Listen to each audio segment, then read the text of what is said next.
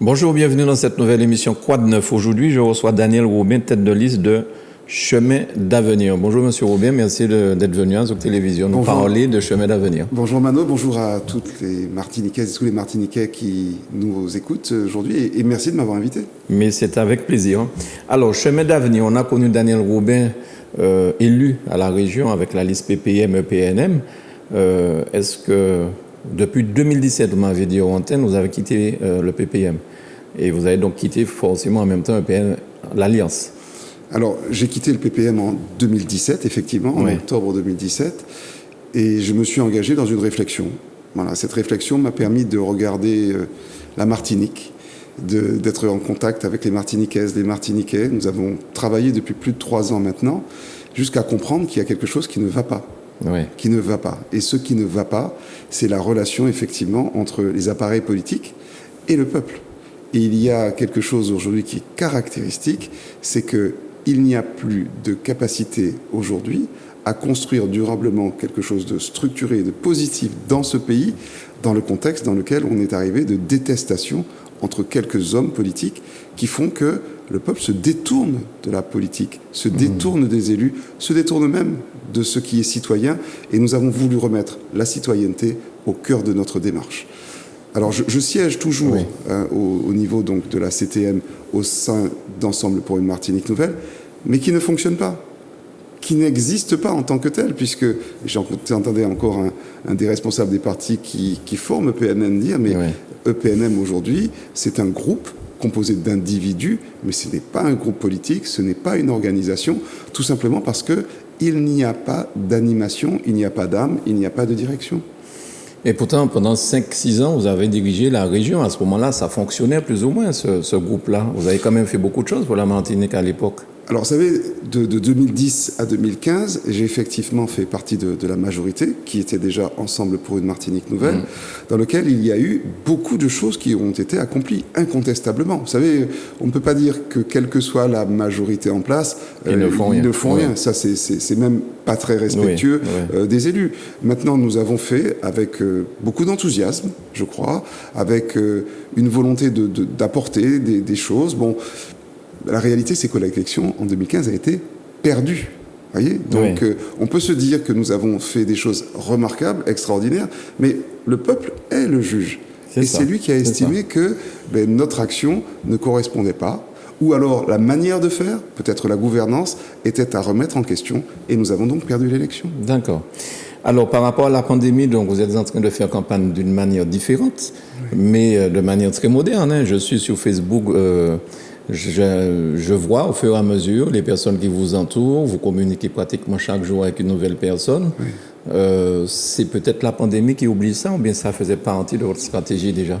Alors je crois qu'aujourd'hui nous sommes dans un monde qui est numérique et que le digital fait partie de notre quotidien. Maintenant, c'est vrai que nous avons affirmer particulièrement donc cette stratégie digitale dans le contexte de pandémie.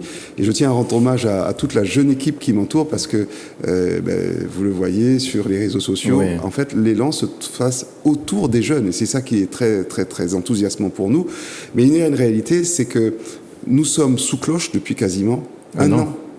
Et que pour les êtres humains, la réalité de la relation à l'autre, de la capacité qu'on a à librement pouvoir faire ce que l'on veut, aller, venir, vaquer à ses occupations, rencontrer ses amis, est quand même essentiel. Alors, bien évidemment, dans un contexte de protection et de précaution, mais cependant, c'est vrai que nous avons pris le parti aujourd'hui d'être digitaux. Très bien. Alors, est-ce que vous pouvez nous donner les grandes lignes de votre programme éventuellement? Je crois que des fois, on se demande si les gens lisent vraiment les programmes. On a l'impression que les gens votent pour un homme et ils ne prennent pas la peine, malheureusement, de voir qu'est-ce qu'on leur propose. Dans le moment de la campagne dans lequel nous sommes, l'enjeu, ce n'est pas encore le programme. D'abord parce que nous voulons bien faire comprendre notre vision, notre démarche, la volonté qui est la nôtre de nous inscrire dans un autrement. C'est-à-dire que nous souhaitons proposer aux Martiniquaises et aux Martiniquais une nouvelle offre politique, une offre politique différente, tout simplement parce qu'elle n'est pas assise sur un parti politique. C'est ça. Elle est assise sur une démarche citoyenne. Et c'est radicalement différent. Ce que vous disiez, Mano, je ne souhaite pas être l'homme providentiel. Je trouve que la Martinique a été pendant des années totalement assujettie à la décision et à la volonté d'un homme. C'est terminé. Les Martiniquaises et les Martiniquais n'en veulent plus.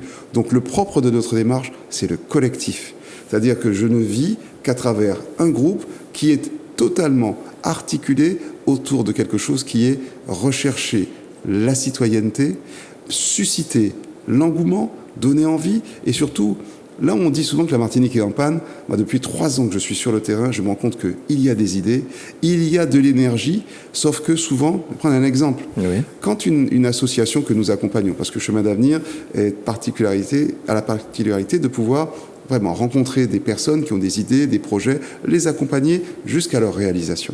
D'accord. Et il en est une qui s'appelle Artistes en Or, qui est donc animée par un groupe de femmes et d'hommes formidables sur le Nord, notamment la présidente Annick Dulthéo, que nous connaissons très bien, qui veut proposer un système alternatif. Et on sait que les artistes sont en crise. Maintenant, c'est pas à vous que je vais dire ça. Donc, c'était d'organiser, parce qu'il y a une réalité culturelle qu'il faut promouvoir, quelles que soient les conditions, faire un concert et un spectacle digital, totalement numérique, qui propose à la CTM de le suivre et à d'autres collectivités. La réponse que cette personne a obtenue pour son association, c'est que, comme elle n'a pas réalisé d'action avant, elle n'aura pas de subvention. Mais ce n'est pas acceptable. Oui.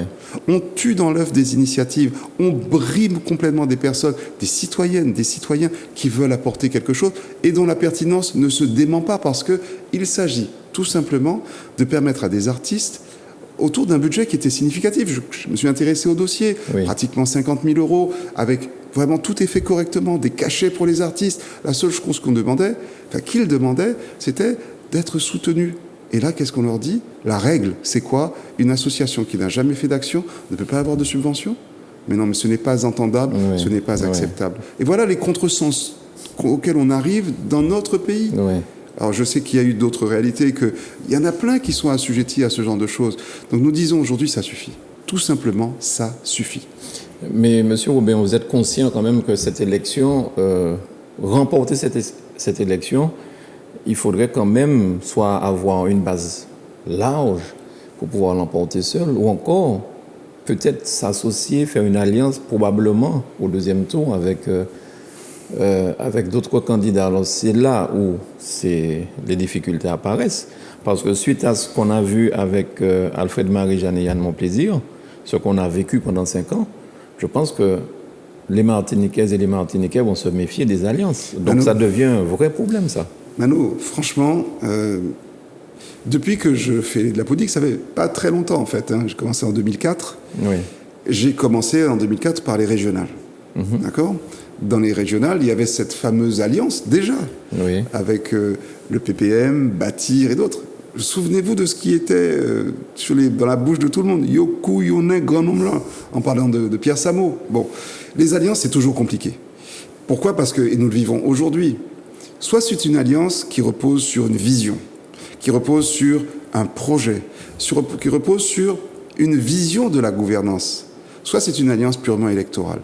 Et quand c'est une alliance qui repose uniquement sur le fait qu'on va gagner une élection contre quelqu'un d'autre, ça veut dire qu'elle est fragile.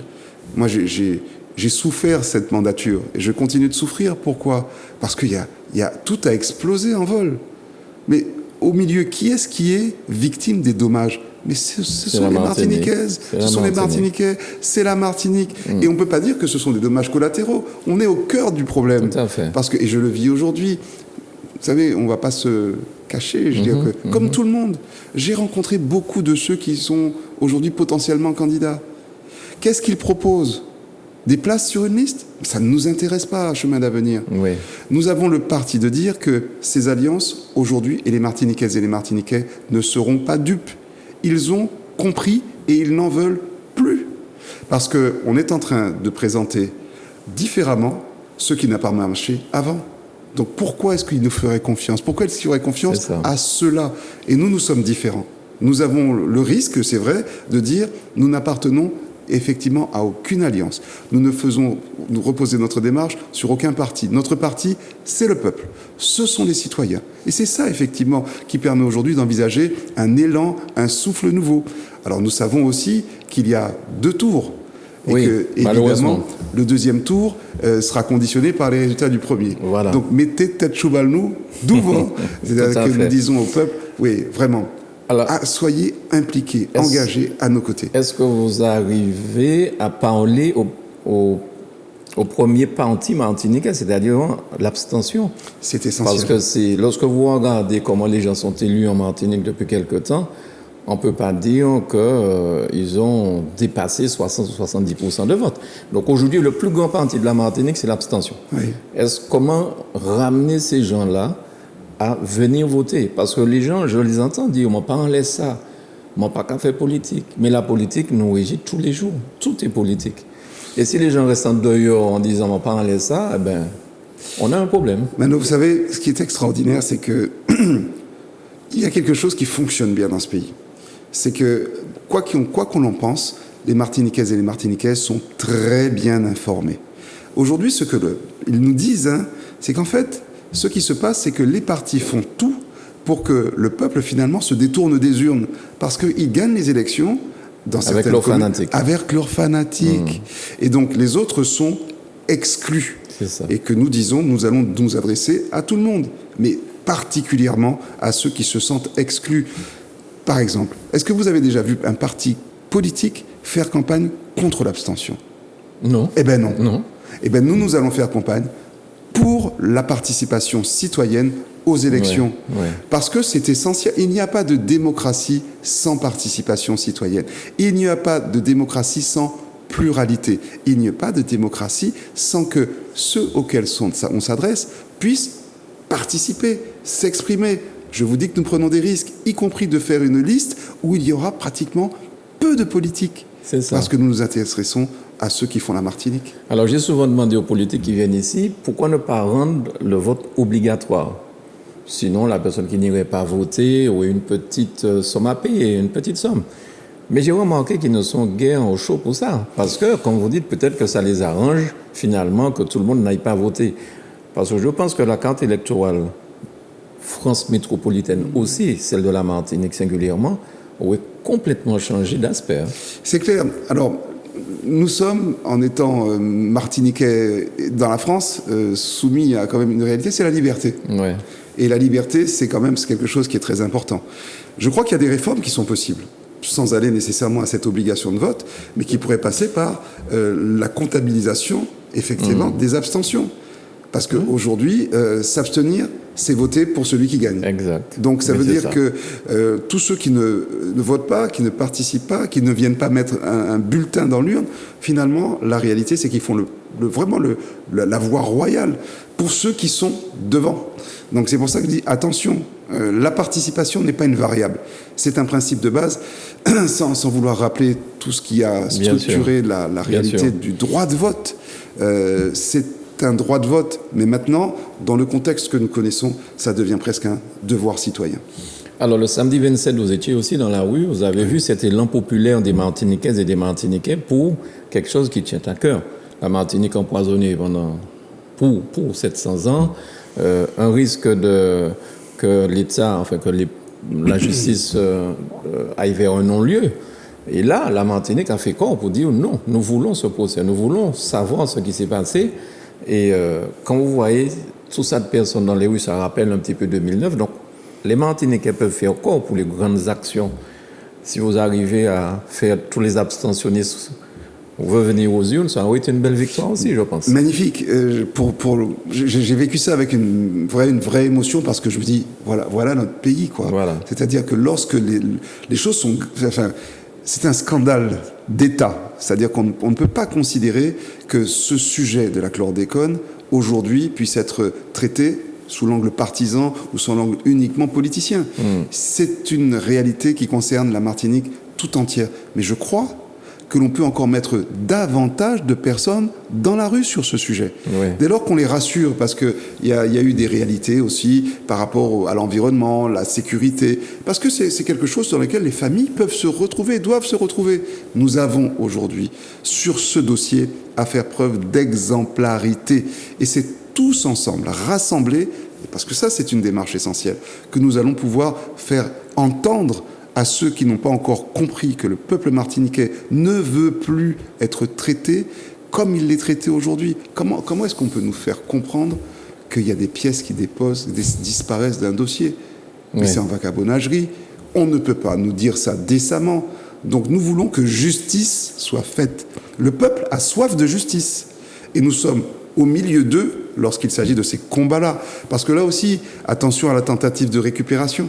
Vous voyez ? Donc c'est laisser vraiment l'initiative citoyenne s'exprimer librement. Nous sommes membres du Lionnage, Poudé-Polier-Matinique. Nous avons été les signataires, donc c'est dans cet appel à l'organisation de la marche, au niveau de Chemin d'Avenir. Nous serons toujours présents et au milieu du peuple pour ces causes-là. Alors, Chemin d'Avenir est courtisé, vous l'avez dit. On vous propose des postes. Mais qu'est-ce qu'on vous propose exactement? Est-ce que ce sont des postes pour remplir une liste? Ou réellement, ce sont des gens qui ont envie, qui ont la même volonté que vous, travailler pour la Martinique et pour les Martiniquais? Est-ce que c'est ça l'objectif principal? Est-ce qu'aujourd'hui, les gens cherchent des postes pour simplement être élus? Dans cette séquence, on a rencontré beaucoup de personnes. Ce qui est terrible, et je le dis aux Martiniquaises et aux Martiniquais qui nous regardent et nous écoutent, j'ai été déçu. Parce qu'il y a des personnes avec qui on voulait effectivement, parce qu'il y a des compatibilités, travailler ensemble, réfléchir ensemble, proposer ensemble. On n'a jamais franchi le seuil de la porte et non mais ok c'est bon, tu es avec nous.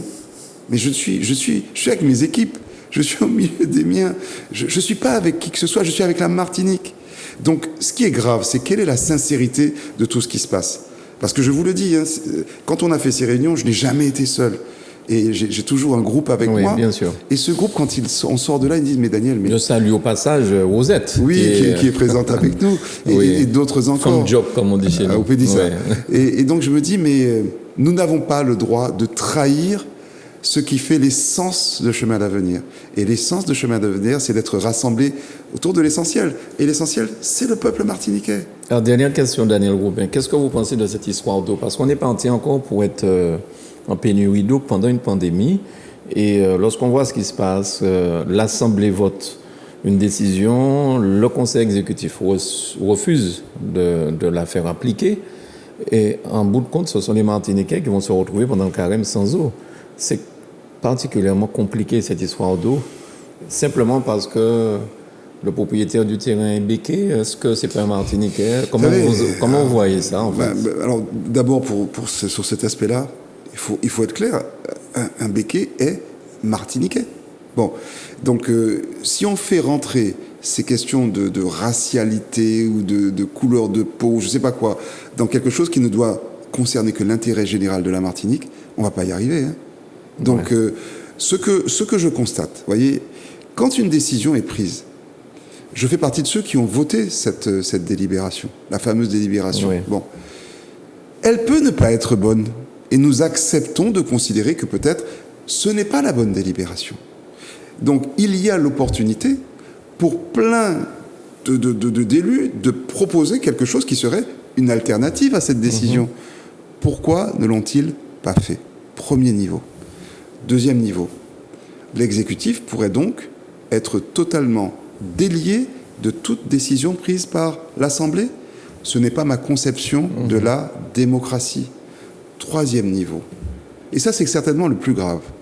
Quand le préfet s'autorise à pouvoir monter un petit complot avec le président de l'exécutif pour inventer une troisième voie, cette fameuse troisième voie, qui n'existe pas, qui ne peut pas se faire en dehors de l'Assemblée. Là, je dis, attention, Martiniquais, que nous sommes élus Martiniquais, nous ne pouvons pas accepter d'être complices de ce genre de stratégie. Donc, pour répondre à la question, je n'ai pas de... Là, pour le coup, c'est pas une question de religion, de chapelle. C'est juste une question de bon sens et je veux dire de sagesse aujourd'hui. C'est le peuple qui est en souffrance. Donc, je le répète, hein, si cette décision que nous avons prise n'est pas la bonne, changeons-la. Mais tous ensemble, décidons de faire en sorte qu'il y ait de l'eau qui coule dans les robinets de nos compatriotes. Il n'y a que ça qui compte. Parce que le carême a commencé, il va être long, donc on ne peut plus se permettre de voir des familles en période de pandémie, parce que c'est un facteur aggravant d'être soumises à cela. Alors, le 25 mars, ce sera la dernière plénière de cette collectivité avant les élections. Est-ce que vous y serez?